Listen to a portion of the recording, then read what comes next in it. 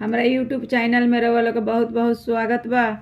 हम एगो गीत गावतनी अपटन लगावे के, बेटा के चाहे बेटी के शादी होखेला नु हमनी के बिहार में, तो अपटन लगावे के एगो हम गीत गावतनी। रउआ सुनम अच्छा लागी तो सब्सक्राइब कर मत भूलम, सब्सक्राइब पक्का करे।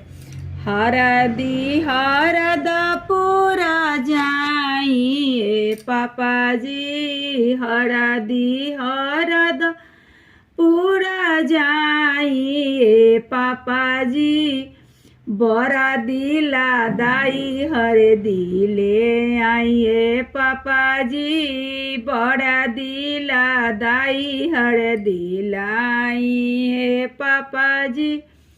सोने के सिलौटी हरदी पीसिए मम्मी जी, सोने के सिलौटी हरदी पीसिए मम्मी जी, बाबू के पियर बनाइए मम्मी जी, बाबू के पियर बनाइए मम्मी जी।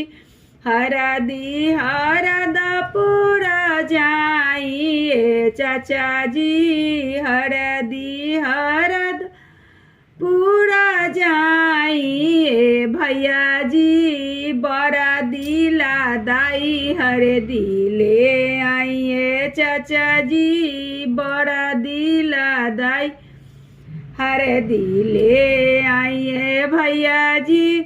सोने के सिलौटी हरदी पीसिए चाची जी, सोने के सिलौटी हरदी पीसिए भाभी जी, बाबू के पियर बनाइए चाची जी, बाबू के पियर बनाइए भाभी जी। मौली मौली अपटन लगाइए अम्मा जी, मौली मौली अपटन लगाइए चाची जी, अरे पूरा देह में अपटन लगाइए भाभी जी।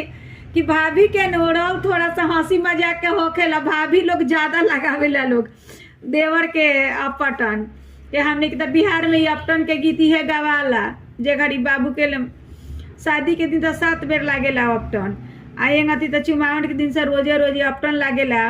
उहे गीत रउआ लोग के सामने हम ई गीत सुनी और रउआ लोग के अगर कमेंट हमरा के करे मा लिख के भेजे तो हम सांझा पराती गीत एक कट्ठे हम गा के रउआ लोग